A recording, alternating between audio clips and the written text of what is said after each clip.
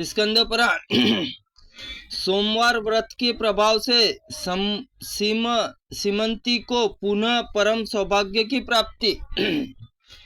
सूत जी कहते हैं, जो नित्य आनंदमय, शांत, निर्विकल्प और निरामय और अनादि अनंत शिव तत्व को जानते हुए परम पद को प्राप्त होते हैं, जो धीर और पुरुष काम भोग विरक्त होते हैं, भगवान शंकर हेतु रहित पराधीन करते हैं, उनका मोक्ष हो जाता है। वे संसार बंधन से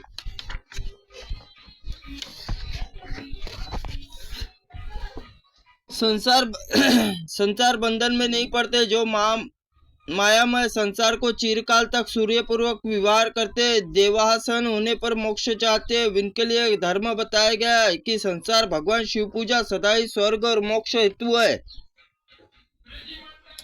कि प्रदोष आदि गुणों में युक्त सोमवार के दिन यह पूजा की जाए तो विशेष महात्मा है। जो केवल सोमवार को ही भगवान शंकर की पूजा करते हैं, उनके लिए यह लोक परलोक कोई भी वस्तु दुर्लभ नहीं है। सोमवार का उपवास करके पवित्र इंद्रियों को वश में रखते हुए दैविक,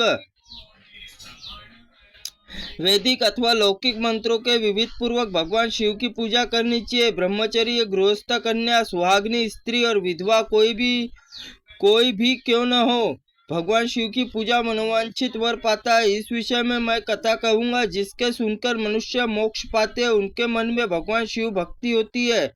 आर्यव्रत चित्रवर्मा नाम से एक प्रसिद्ध राजा हुए। वे दुष्टों को दंड देने के लिए यमराज के समान समझे जाते थे। धर्म योद्धाओं के रक्षक और कुमार्गगामी पुरुषों को दंड देकर राह पर लाने वाले, समस्त यज्ञों का अनुष्ठान करने वाले, शरणार्थियों की रक्षा करने में समर्थ थे।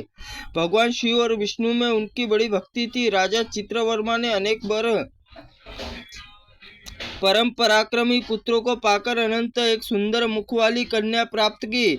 एक दिन राजा ने जातक के लक्षण जानने के लिए श्रेष्ठ ब्राह्मण को बुलाकर उनकी कन्या की जन्म कुंडली के अनुसार भावी फल पूछते हुए, तब ब्राह्मणों ने बहुत विद्वान थे, महाराज ने आपकी कन्या सीमांतनी नाम से प्रसिद्ध होंगी। भगवती उमा के भांति मंगलमयी, दमयंती भांति परम सुंदरी, सरस्वती के समान कलाओं को जानने वाली तथा लक्ष्मी की भांति अत्यंत सद्गुणों से सुभूषित होंगी।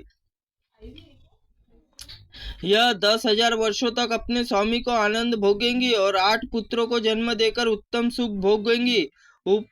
तत्पश्चात एक दूसरे ब्राह्मण ने कहा, एक कन्या 14वें वर्ष में विधवा हो जाएंगी। और वज्रघात के समान दारुण वचन सुनकर राजा 2 घड़ी चिंता में डूब रहे। तदनंतर सब ब्राह्मणों के विदा होने पर राजा का भाग्य के अनुसार ही होता है, ऐसा समझकर चिंता छोड़ दी। सीमांतरी धीरे धीरे सयानी हुई और अपनी सखी के मुख से भावी वैधव्य बात सुनकर उसे बड़ा खेद हुआ। चिंतामग्न होकर याज्ञवल्क्य मुनि के पास मैत्रेय ने पूछा, माताजी मैं आपके चरणों की शरण में आई हूँ, मुझे सौभाग्य बढ़ाने वाले सत्कर्म का उपदेश दीजिए।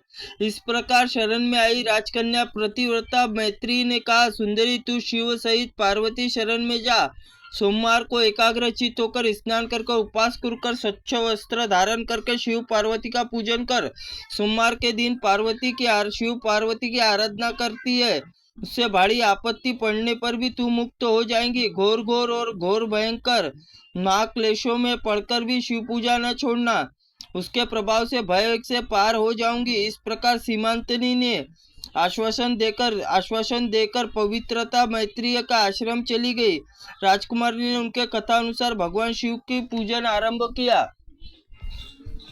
निषद नामक नल की पत्नी दमयंती से गर्भ से इंद्रसेन नामक पुत्र हुआ। राजा इंद्रसेन का पुत्र चंद्रागद हुए और निपुश्रेष्ठ चित्रवर्मा राजकुमार चित्रगद से को बुलाकर गुरुजनों की आज्ञा से उन्हीं के साथ पुत्री की सीमांती का विवाह कर दिया। विवाह बड़ा उत्सव हुआ। विवाह के पश्चात चंद्रागद कुछ काल तक ससुराल में ही रहे और एक दिन राजकुमार यमुना पार जाने के लिए मित्रों के नाव पर सवार हुए। भाग्यवश यमुना भंवर में मल्लाहों के सहित डूब गई। यमुना दोनों तटों पर भारी हाहाकार मच गया। इस दुर्घटना को देखते देखते समस्त सैनिक विलाप करने लगे।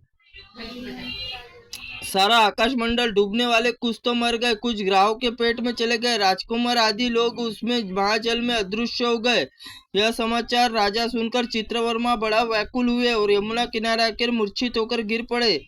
सीमांती ने जब यह समाचार सुना, अचेत होकर धरती पर गिर पड़ी। राजा इंद्रसेन अपने पुत्र को डूबने का समाचार पाकर रानियों सहित बड़ी दुख में और सुध-बुध होकर गिर पड़े। तदनंतर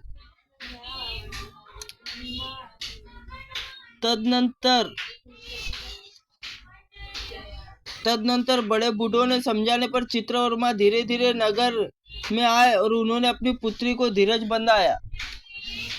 त्रुटिपूर्ण वाक्य के लिए भगवंत आप हमें क्षमा करें। ओम नमः शिवाय नमः। ओम अग्नि पुराणाय नमः। ओम स्कंद पुराणाय नमः। ओम विष्णुदेवाय।